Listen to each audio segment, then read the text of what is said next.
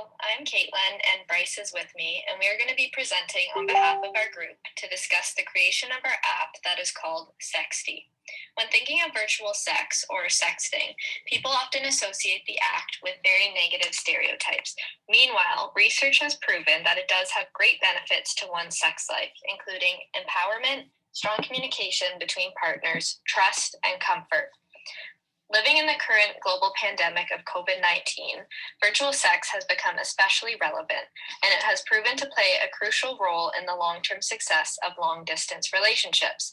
Yet, still to this day, so many people fear engaging in it as they do not want to risk the life-ruining exposure of their nudes.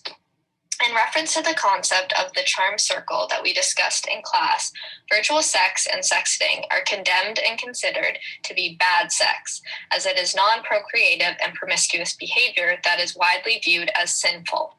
Virtual sex has also constructed vast gender differences, framing females as inappropriate or out of control for creating such sexual content, whereas men are deemed as irresponsible for the access that they have to it. There is also a prominent social issue regarding consent, specifically in heterosexual couples. Males are often portrayed to be the sexual predators, while women are the victims, forced to partake in non-normative sexual acts online. Another issue I wanted to address is the reoccurring myth that assumes strangers are the most likely to be perpetrators of sexual assault, and they are the ones that victimize females for producing sexual content. This is not the case whatsoever, and according to the Canadian Department of Justice, 80% of sexual assault crimes or harassment are committed towards females by men that women already know. Understanding this, we wanted to create a platform to ensure that the safety of any user is always the priority and consent is number one.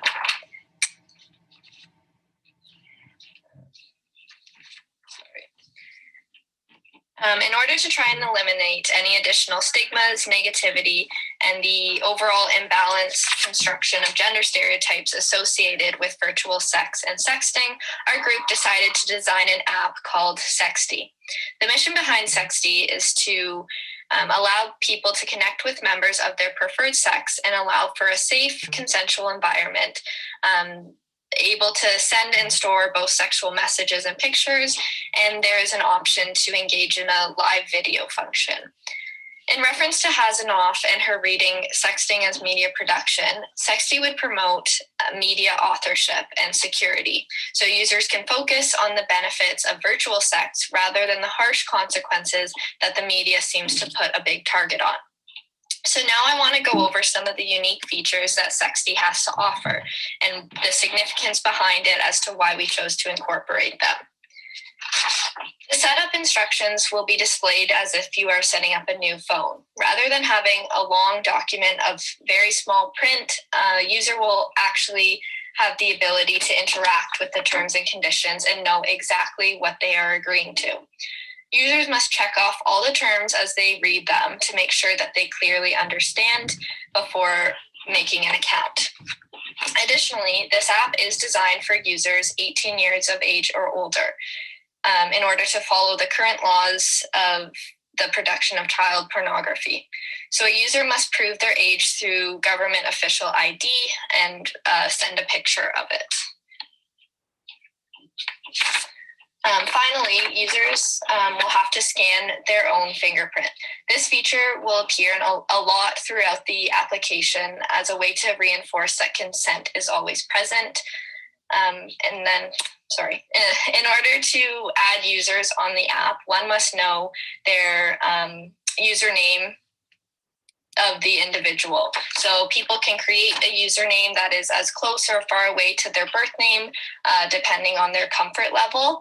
And then if you are physically present with another individual, you could also scan the QR code to add the person. So there's no linking to contacts or quick add like Snapchat function has. Okay, it's you. So going on our next feature, we're talking about our built-in chat messaging and video calling feature, which allows for double encrypted and secure messaging and video. where couples can comfortably send videos and pictures without the scare of things being saved to the cloud or shared. We have created the chat to disable any ability to screenshot or save in order to share. Users then can turn on the ability to save if both parties have consented, which will be explained later. We believe these images should be enjoyed in the moment and should be removed entirely after the individuals finish their chat, unless decided otherwise. Also, with the ability to video call, this allows for dual consent and more intimate conversations versus photos only. Furthermore, because we have a built-in messaging system, users can be sure their information or content is stored securely. Feature, a unique feature that Sexti has to offer is the application of a blurred facial filter when a user takes their photos. This feature can also be used on the video call function, but this is just a way to let the user be comfortable while they are engaging in virtual sex. So although the app does promise full security of one's content, there still is a lot of stigma just getting into virtual sex. So users currently could start out by just having their face covered if that does make them feel more comfortable. Following that, we have a very important idea about consent. So here you'll see we have an added feature which users will have to swipe their fingerprint each time to confirm consent before opening an image. This is important to us as the amount of unconsented images sent has steeply increased over the years. In a study by YouGov, 3 out of 4 millennial women have received unwanted dick pics. Even crazier, 69% of young women said that they had received an unwanted dick pic more than they had received one because they have asked for it. This is why we see consistent consent as an important and essential part of our application. Furthermore, we have also implemented an explicitness scale, which lets users know just how explicit the photo they received is before opening it, giving users a heads up as to what they will be opening and allowing for a better understanding as to what type of images have been sent. For an example, 1 flame emoji is like a sexual photo with clothes on, whereas 3 would attribute to full nudity. Further on that, saving images in our app is more important than ever. Focusing on the saving pictures, users would be allowed to save their own pictures within the app if it's been taken in the app. This allows for individuals to take photos of themselves while knowing their gallery is safe and secure. As for saving images within chats, if both parties have consented to save images using their fingerprints, both parties can freely save and view these photos in the application only. Furthermore, if one user begins to feel uncomfortable or decides they no longer want their images saved, they can remove their consent and the ability to save is removed for both parties.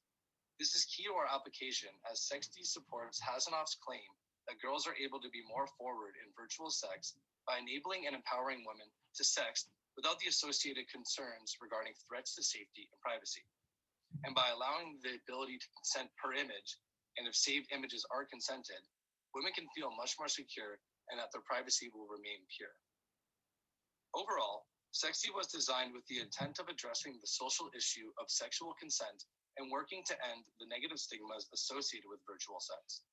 The mission behind Sexti is to empower all individuals to feel comfortable and secure while engaging in virtual sex. And by allowing users to the security and privacy which they want, users can more freely express themselves sexually online without the negative impacts many messaging services have.